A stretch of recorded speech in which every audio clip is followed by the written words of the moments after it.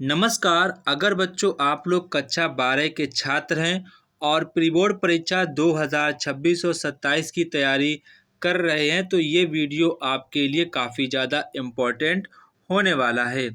बच्चों आज हम लोग भौतिक विज्ञान के लिए एक इम्पोर्टेंट और न्यू क्वेश्चन पेपर सॉल्व करेंगे जो कि बच्चों आपके प्री बोर्ड परीक्षा में पूछा जाएगा।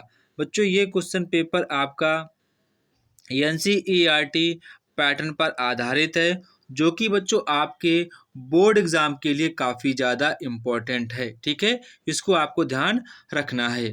बच्चों मैंने भौतिक विज्ञान के लिए 10 क्वेश्चन पेपर बनाए हैं जिसमें मैंने बच्चों सभी के सभी इम्पोर्टेंट क्वेश्चन रखे हैं। जितने भी आपके बोर्ड एग्जाम के लिए इम्पोर्टेंट क्वेश्चन हो सकते हैं वो यहाँ पर मैंने सभी के सभी इम्पोर्टेंट क्वेश्चन कवर कर दिए हैं। अगर बच्चों आप लोगों ने इसको ईमानदारी के साथ इन क्वेश्चन पेपर की तैयारी कर ली तो बच्चों मैं दावे के साथ कह सकता हूं कि आप लोगों के बोर्ड एग्जाम में 65 प्लस मार्क्स 100% आएंगे। ठीक है, ये आपको यहाँ पर ध्यान रखना है। बच्चों यहाँ पर आपको अलग से इम्पोर्टेंट क्वेश्चन पढ़ने की कोई भी आवश्यकता नहीं होगी क्योंकि यहाँ पर मैंने सभी के सभी इम्पोर्टेंट क्वेश्चन ही रखे हैं। बच्चों ये आज हमारा थर्ड क्वेश्चन पेपर है। इससे पहले बच्चों मैंने first and second question paper upload कर दिया है जिसको बच्चों आप लोग देख सकते हैं। ठीक है, तो बच्चों आज हम लोग क्वेश्चन पेपर थर्ड सॉल्व करेंगे और देखते हैं कि इसमें आपके एग्जाम के लिए कौन कौन से इम्पोर्टेंट क्वेश्चन हो सकते हैं। तो बच्चों सबसे पहले आपको एग्जाम में खंड आ देखने को मिलेगा। तो बच्चों आप सभी का ये टारगेट होना चाहिए क्लास 12th में कि सर हमारे बोर्ड एग्जाम में कोई भी एमसीक्यू किसी भी सब्जेक्ट में गलत नहीं होगा। ये आप सभी लोगों का अपने आप से टारगेट होना चाहिए कि सर हमारा किसी भी सब्जेक्ट में कोई भी एमसीक्यू गलत नहीं होगा। अगर बच्चों आप लोगों ने इतना कर लिया तो 100% आप लोगों के कहीं ना कहीं अच्छे मार्क्स 100% आएंगे। तो बच्चों यहाँ पर आपका जो पहला क्वेश्चन है, यदि +1 माइक्रोकुलाम तथा 4 माइक्रोकुलाम के दो आवेश एक दूसरे से कुछ दूरी पर वायु में स्थित हैं, उन पर लगने वाले बलों का अनुपात क्या होगा वो यहाँ पर आपको बताना है। तो बच्चों उन पर लगने वाले बलों का अनुपात 1:1 होगा। ठीक है, 1:1 होगा। इसके बाद आपका क्वेश्चन नंबर खा है, एक कुंडली के लिए स्वापरिकत्व तो यहाँ पर 2 माइक्रो हेनरी है। तो यहाँ पर आपसे कह रहे हैं कि उसमें वैद्युत धारा की दर एम्पियर पर सेकेंड है। मतलब कि जो यहाँ पर आपकी जो वैद्युत धारा की दर है वो यहाँ पर आप लोगों की यहाँ पर 5 है। ठीक है, 5 है। तो इसमें प्रेरित विद्युत भागबल यहाँ पर कितना होगा वो यहाँ पर आपसे पूछ रहे हैं। ठीक है, यहाँ आपको 5 की जगह 4 कर लेना है। तो जो इसका आपका आंसर हो जाएगा 2 वोल्ट। कितना हो जाएगा? 2 वोल्ट यहाँ पर आपका करेक्ट आंसर हो जाएगा। इसके बाद आपका क्वेश्चन नंबर नेक्स्ट है, जब एक तांबे का टुकड़ा और एक जर्मेनियम का टुकड़ा दोनों कमरे के ताप पर 80 केल्विन तक ठंडे किए जाते हैं तो बच्चों आपका जो तांबे का जो रेजिस्टेंस है वो घटता है और जर्मेनियम का बढ़ जाता है। यह आपको ध्यान रखना है कि बच्चों आपके बोर्ड एग्जाम में आया हुआ क्वेश्चन, इसको आपको ध्यान रखना है। इसके बाद एक व्यक्ति 2 डायोप्टर क्षमता वाले जो लेंस का प्रयोग करता है, मतलब कि जो आप लोग आंखों में लगाते हैं, चश्मा लगाते हैं, तो उसका यहाँ पर कौन सा उसमें उसकी आंखों में दोष होगा वो यहाँ पर आपको बताना है। तो बच्चों उसकी आंखों में दूरदृष्टि दोष होगा। कौन सा होगा? दूरदृष्टि दोष होगा। इसके बाद यहाँ पर आपसे कह रहे हैं कि नाभिकीय बल की प्रकृति होती है।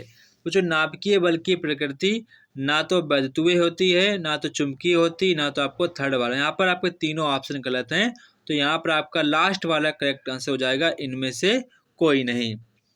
यदि 5 वर्ष अर्ध आयु के पदार्थ का प्रारंभिक द्रव्यमान हो तो 15 वर्ष बाद यहाँ पर उसका कितना यहाँ पर आपका द्रव्यमान हो जाएगा वो यहाँ पर आपसे पूछ रहे हैं। तो इसका बच्चों आपका आंसर हो जाएगा n0/8 यहाँ पर आपका आंसर हो जाएगा। ठीक है, इसके बाद बच्चों आपका क्वेश्चन नंबर नेक्स्ट है खंड बा। यहाँ पर आपसे कह रहे हैं कि वैद्युत चुंबकीय स्पेक्ट्रम के विभिन्न भागों को उनके वेवलेंथ के बढ़ते हुए क्रम में आपको यहाँ पर लिखना है। विभव प्रवणता और विद्युत क्षेत्र की तीव्रता के संबंध में आपको मध्य में संबंध स्थापित करना है। बच्चों आपको यहाँ पर केवल और केवल यहाँ पर आपको फार्मूला ही लिखना है, ठीक है। रेडियो एक्टिव पदार्थ की सक्रियता को आपको मतलब कि उसकी वो देनी है, परिभाषा देनी है, एवं समय सक्रियता ग्राफ भी बनाइए, ठीक है। इसके बाद यहाँ पर आपसे कह रहे हैं कि दूरदृष्टि दोष के यहाँ पर आपको बताना है रीजन कि दूरदृष्टि दोष क्यों हो जाता है, वो यहाँ पर आपको बताना है।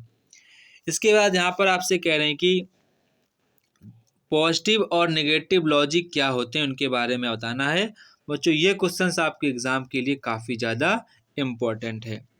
देहली आवृत्ति और कार्यफलन को आपको परिभाषित करना है।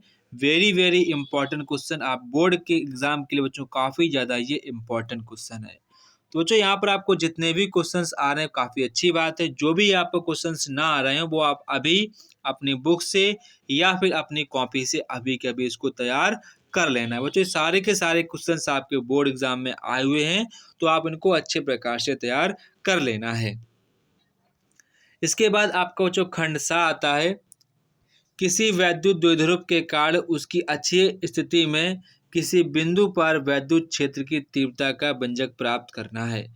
बच्चों वेरी वेरी इंपॉर्टेंट क्वेश्चन है, आपके बोर्ड एग्जाम के लिए काफ़ी ज़्यादा ये इंपॉर्टेंट क्वेश्चन है। एक धातु के इलेक्ट्रॉनों का अनियमित वेग तथा अनुगमन वेग में आपको अंतर बताना है। एक चालक में 6.4 एम्पीयर धारा प्रवाहित होती है। यदि चालक में मुक्त इलेक्ट्रॉनों की संख्या इतनी हो तो उसका अनुगमन वेग क्या होगा। बच्चों वेरी वेरी इंपॉर्टेंट क्वेश्चन है, आपके एग्जाम के लिए काफ़ी ज़्यादा इंपॉर्टेंट क्वेश्चन है।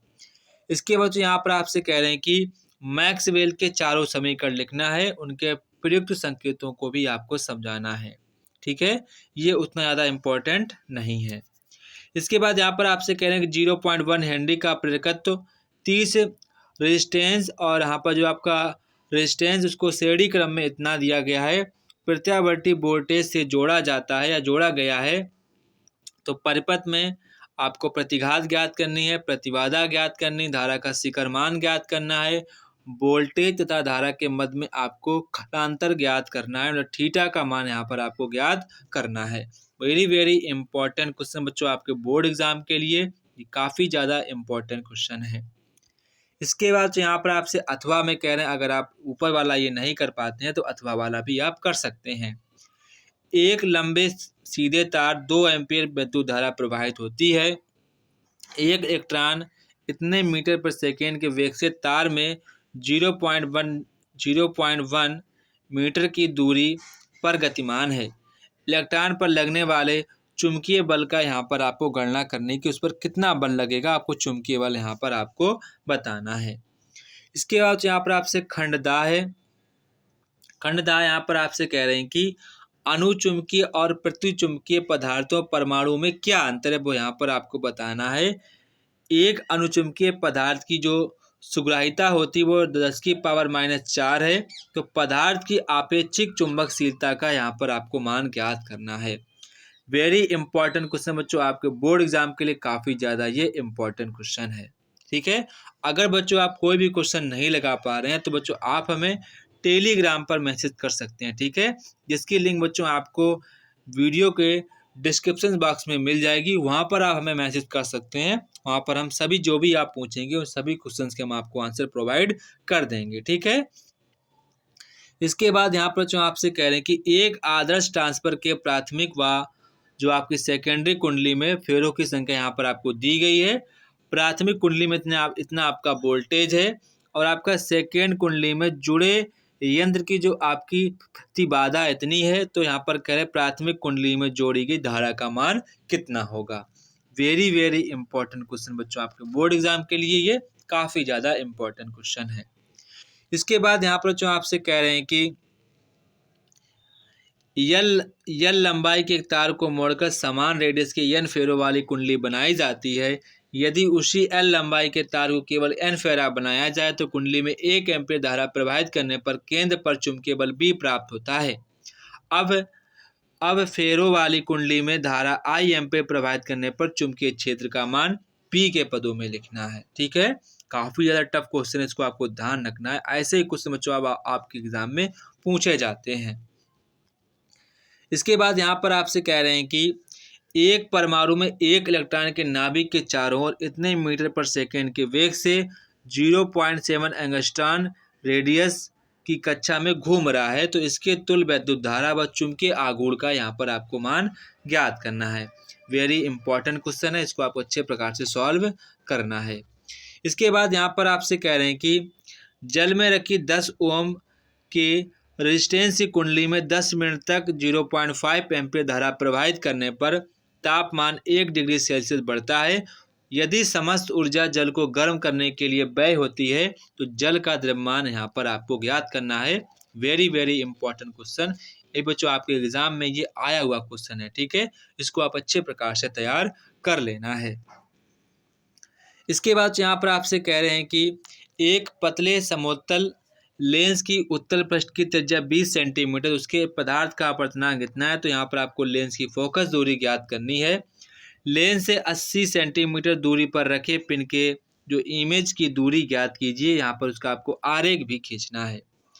हाइगेंस की सेकेंड वेवलेंथ के सिद्धांत के आधार पर प्रकाश वेवलेंथ के अपवर्तन के नियम आपको यहाँ पर व्याख्या करनी है, ठीक है। जो आपके एग्जाम के लिए काफ़ी ज़्यादा ये इम्पोर्टेंट क्वेश्चन है। और गेट क्या है, पीएन संधि डायोड की सहायता से इसे किस प्रकार से प्राप्त किया जा सकता है, सभी स्थितियां यहाँ पर आपको लिखनी है। इसके बाद यहाँ बच्चों आपसे कह रहे हैं कि प्रकाश वैद्युत उत्सर्जन से संबंधी आइंस्टीन समीकरण आपको प्राप्त करना है। Very very important question, E बराबर mc², ठीक है, आपको ध्यान होगा E बराबर mc²। इसके बाद यहाँ पर आपसे कह रहे हैं कि हाइड्रोजन परमाणु के लिए बोर की परिकल्पनाएं लिखिए। बामर श्रेणी की स्पेक्ट्रल रेखाओं की उत्पत्ति ऊर्जा स्तर आरेख की सहायता से यहाँ पर आपको समझाना है। अथवा में यहाँ पर आपसे कह रहे हैं कि रेडियम की अर्धआयु इतने वर्ष है, कितने समय बाद रेडियम का खंड 25% भाग अपघटित बचता है, तो आपको टाइम बताना है, ठीक है। ये आपसे अर्धआयु काल वाला सवाल है, ठीक है। ये बच्चों आपके एग्जाम में ऐसे क्वेश्चन लगातार पूछे जा रहे हैं। बच्चों आप इस क्वेश्चन को 100% अभी के अभी सॉल्व करो, ठीक है। और आप सभी लोग इसका आंसर मुझे कमेंट बॉक्स में कमेंट करके बताना। जिसका आंसर सही होगा उसके आंसर को मैं पिन कर दूंगा, ठीक है। अभी सॉल्व करो, ठीक है। इसके बाद यहाँ पर आपसे कह रहे हैं कि हाइगेंस की जो ये तो आपका क्वेश्चन ये भी हो चुका पर थोड़ा सा चेंज है, ठीक है, उसमें इसके बाद यहाँ पर आपसे कह रहे हैं अथवा में यहाँ पर आपसे कह रहे हैं कि एक पतली एकल झिल्ली द्वारा 1 वर्षीय प्रकाश के विवर्तन की विवेचना कीजिए। केंद्रीय उच्चिष्ट की कोणीय चौड़ाई का व्यंजक यहाँ पर आपको प्राप्त करना है, ठीक है। इसको आपको ध्यान रखना है, वेरी इंपॉर्टेंट क्वेश्चन है, ठीक है। सौर सेल क्या है, सौर सेल की यहाँ पर आपको संरचना भी बतानी है, ठीक है।